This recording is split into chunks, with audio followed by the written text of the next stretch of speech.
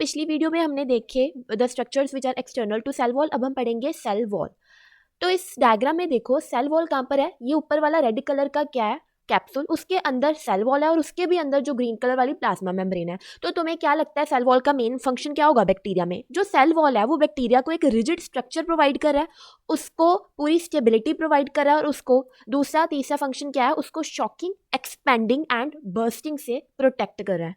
ये उसका basic function हो गया। उसके अलावा ये शेप भी प्रोवाइड कर रहा है, राइट, बैक्टीरिया को एक प्रॉपर शेप प्रोवाइड कर रहा है, रिजिड स्ट्रक्चर दे रहा है and is preventing the cell from shocking, expanding and bursting. अब एक और बात याद रखना, ये मैंने पहले भी कराई थी जब हमने फ्लैजेला का स्ट्रक्चर पढ़ा था, कि जो सेल वॉल होती है ये बेसिकली पेप्टाइडोग्लाइकन से बनी होती है। जो प्लाज्मा मेम्ब्रेन थी वो पॉलीसेकेराइड से बनी थी, पी से प्लाज्मा, पी से पॉलीसेकेराइड्स। जो सेल वॉल है वो पेप्टाइडोग्लाइकन्स की बनी है, ठीक है।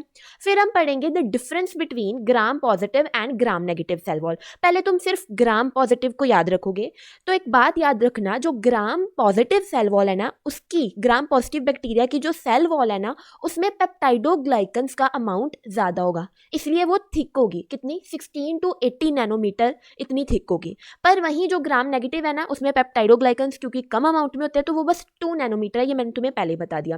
तुमने ग्राम पॉजिटिव के बारे में एक तो ये याद रख लिया कि पेप्टाइडोग्लाइकन काफी सारे हैं, उसके अलावा पेप्टाइडोग्लाइकन के साथ इसके पास टेकोइक एसिड है, ठीक है। दूसरा पॉइंट तुम ये बनाओगे कि इसके पास टेकोइक एसिड प्रेजेंट है। तीसरा पॉइंट तुम क्या बनाओगे, टेकोइक एसिड के साथ साथ इसके पास लिपोटेकोइक एसिड्स भी हैं। इनका फंक्शन क्या है? They anchors teichoic acid to the cell membrane. Lipoteichoic acid teichoic acid को सेल मेम्ब्रेन के साथ एंकर करता है, मतलब जोड़ता है। 3 पॉइंट्स बन गए, पहले पेप्टाइडोग्लाइकन वाला, फिर टेकोइक एसिड वाला, फिर लिपोटेकोइक एसिड वाला।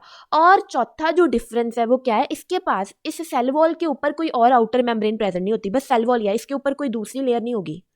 ये है ग्राम पॉजिटिव सेल वॉल के बारे में।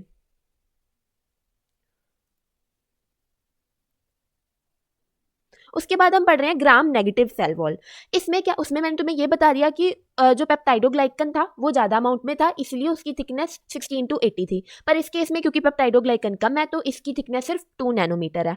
अगर उसके पास टेकोइक एसिड है ना, तो इसके पास लिपोपॉलीसेकेराइड कंटेनिंग आउटर लेयर है। मैंने तुम्हें यहाँ पर फोर्थ डिफरेंस कराया नहीं था, नो आउटर मेम्ब्रेन, पर ग्राम नेगेटिव के केस में आउटर मेम्ब्रेन है। कौन सी outer membrane? LPS outer membrane, lipopolysaccharide containing outer layer.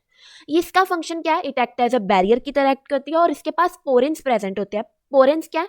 Proteins that form channels for molecule transport across the outer membrane. मतलब ये प्रोटीन्स जो कि क्या करेंगे, एक चैनल्स फॉर्म कर देंगे ताकि मॉलिक्यूल्स ट्रांसपोर्ट हो सके in and out of the bacteria.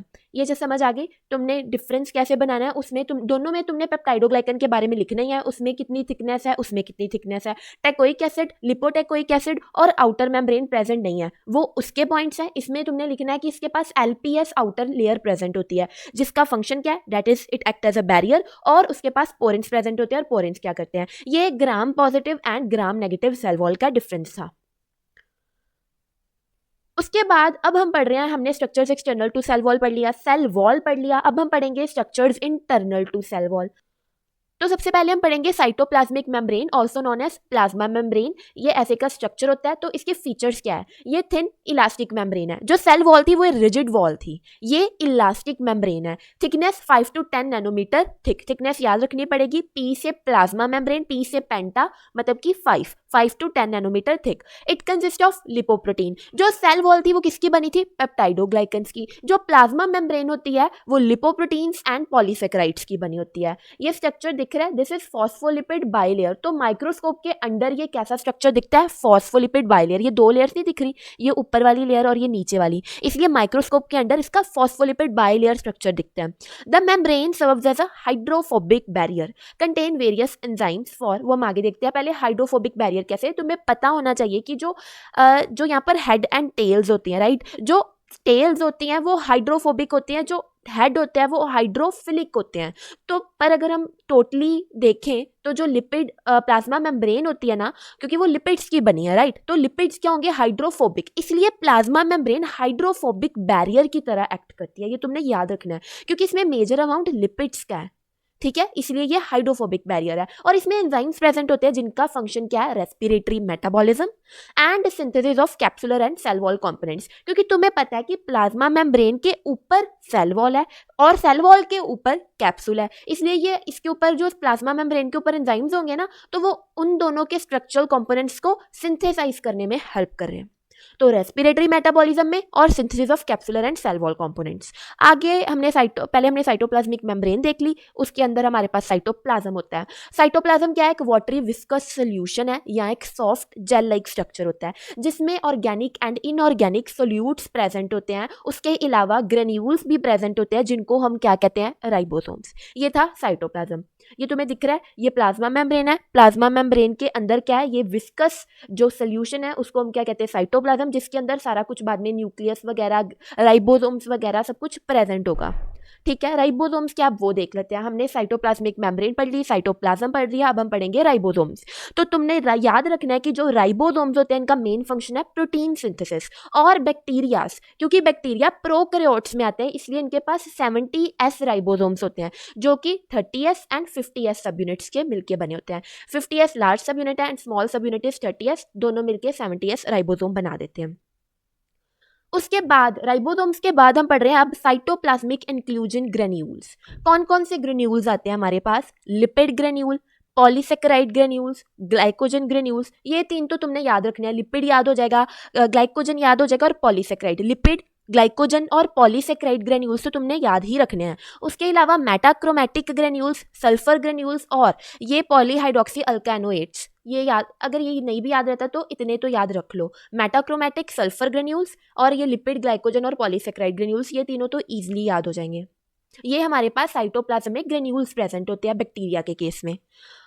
ठीक है, अभी हमने ग्रेन्यूल्स भी पढ़ लिया। अब नेक्स्ट हम पढ़ रहे हैं मीजोसोम्स, क्योंकि हम क्या पढ़ रहे हैं, the structures which are external to cell wall. उसमें हमने मेम्ब्रेन पढ़ ली, साइटोप्लाज्म पढ़ लिया, उसके बाद हमने इंक्लूजन ग्रेन्यूल्स भी पढ़े थे, राइबोसोम्स पढ़ लिए। अब हम पढ़ रहे हैं मीजोसोम्स। मीजोसोम्स क्या है, they are convoluted membranous bodies. Convoluted मतलब जो साइटोप्लाज्म के अंदर को आई हुई होती हैं। ये प्लाज्मा मेम्ब्रेन, एक्चुअली ये प्लाज्मा मेम्ब्रेन ही है, बस प्लाज्मा मेम्ब्रेन की इनवर्ड ग्रोथ हो जाती है, इसलिए इसको कॉन्वोल्यूटेड मेम्ब्रेनस बॉडीज कहते हैं। Developed by complex invaginations of the cytoplasmic membrane into the cytoplasm. ये तुमने याद रखना है, जब प्लाज्मा मेम्ब्रेन साइटोप्लाज्म के अंदर को फोल्ड हो जाए, ये प्लाज्मा मेम्ब्रेन है, ये अंदर को फोल्ड होगी, वो क्या फॉर्म कर देगी, mesosomes. Principal sites for respiratory enzymes in bacteria. तो इसका फंक्शन क्या है, अगर उनके पास मीजोसोम्स है तो वो क्या कर रहे हैं, इन मीजोसोम्स के पास रेस्पिरेटरी एंजाइम्स प्रेजेंट होंगे।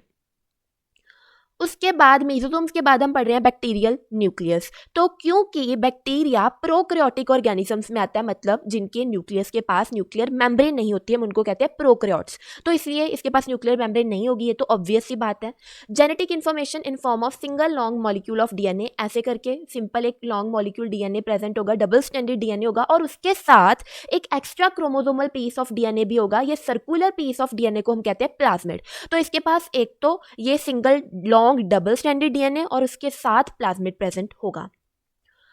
Now to check the presence of flagella by observe. अब अगर हमारे बैक्टीरिया के पास फ्लैजेला है या नहीं, वो हम कैसे डिटेक्ट करेंगे, अब हम वो पढ़ने जा रहे हैं।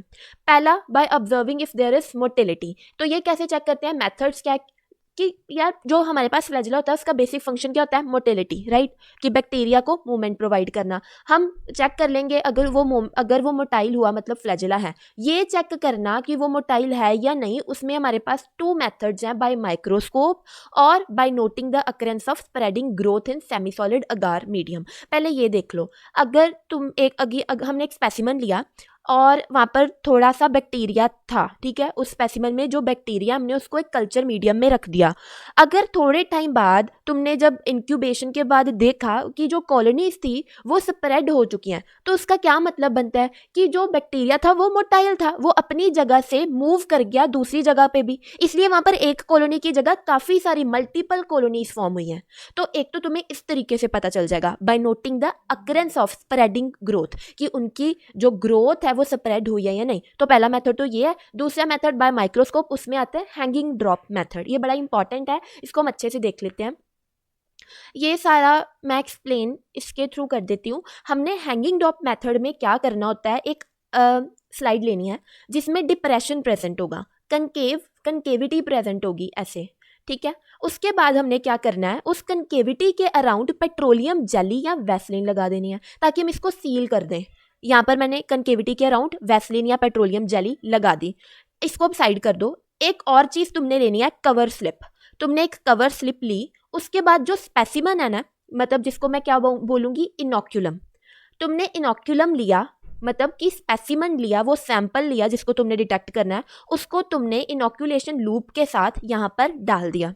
मतलब कि ये क्या है, ड्रॉप ऑफ माइक्रोबायोलॉजिकल कल्चर, ये तुमने कवर स्लिप पे सैंपल डाल दिया। उसके बाद तुमने ये वाली स्लाइड लेनी है, ये कवर स्लिप के ऊपर रखनी है, जैसे इस फिगर में दिखाया, कवर स्लिप के ऊपर मैंने ये स्लाइड रख दी। उसके बाद जब मैंने ये रख दिया, उसके बाद इसको उल्टा कर देना है। फिर तुम इसको माइक्रोस्कोप के अंडर ऑब्जर्व करोगे कि यहाँ पर फ्लैजिला मूव कर रहे हैं या नहीं। ये था हैंगिंग ड्रॉप मेथड। इसकी पूरी एक्सप्लेनेशन यहाँ पर भी दी हुई है। ये भी मैंने वही सब कुछ लिखा है, यहाँ से भी तुम नोट कर सकते हो।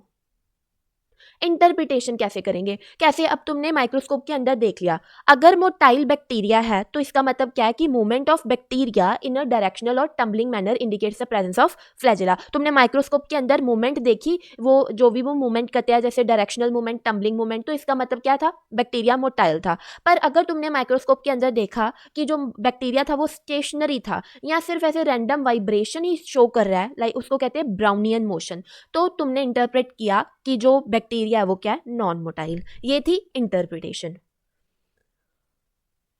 अब हम पढ़ते हैं types of movements shown by bacteria. तो बस ये लिस्ट ही कर लो, स्विमिंग, स्वार्मिंग, स्लाइडिंग, 3 एस है, फिर SSGT ऐसे याद रख सकते हो, SSGT, swimming, swarming, sliding, gliding, twitching, ये मूवमेंट्स हैं जो बैक्टीरिया शो करता है। इस डायग्राम्स को, इन डायग्राम्स को तुम नोट कर लेना, swimming motion, swarming motion, sliding motion, gliding motion and twitching motion, SSGT, these are the types of movement. अब हम पढ़ रहे हैं next topic which is bacterial reproduction. तो बैक्टीरिया बाइनरी फिजन के थ्रू, कॉनिडिया फॉर्मेशन के थ्रू, बडिंग के through and conjugation के थ्रू रिप्रोडक्शन शो करते हैं।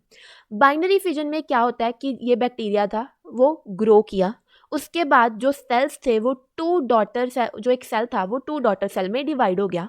This is binary fission. The cell grows in size and the protoplasm divides into 2 approximately equal half. ये था binary fission, पहला method of reproduction ये है। फिर है कोनिडिया फॉर्मेशन। कोनिडिया क्या होते हैं, ऐसे कोनिडियो स्पोर्स होते हैं, ये फॉर्म होंगे, ये जर्मिनेट कर जाएंगे और एक न्यू बैक्टीरिया फॉर्म हो जाएगा। तो दूसरा method is conidia formation. Next is budding. Budding में क्या होगा, ये जनरली ईस्ट में होती है। इसमें क्या होगा, जो ये एक सेल है, राइट, बैक्टीरियल सेल है, उसका एक बड फॉर्म हो जाएगा, ठीक है। एक बड के साथ वहाँ पर कई सारे डॉटर बर्ड्स या चेन ऑफ बर्ड्स फॉर्म हो जाएंगे। तो ये बर्ड्स जब पेरेंट बॉडी से सेपरेट हो जाएंगे, ये एक इंडिविजुअल बैक्टीरिया में ग्रो कर जाएंगे। तो ये था third method which is budding. Birds form हुए, बड पेरेंट बॉडी से सेपरेट हो गए और फिर इनकी इंडिविजुअल ग्रोथ एंड डेवलपमेंट होगी और ये पूरे कंप्लीट जो बैक्टीरिया बन गए। फिर है कॉन्जुगेशन। वैसे हम इसको रिप्रोडक्शन में लेते नहीं है, मेथड ऑफ रिप्रोडक्शन में, पर इसमें होता क्या है कि जो 2 बैक्टीरियाज है उनमें जेनेटिक एक्सचेंज होता है। तो एक थर्ड मेथड ये है कॉन्जुगेशन।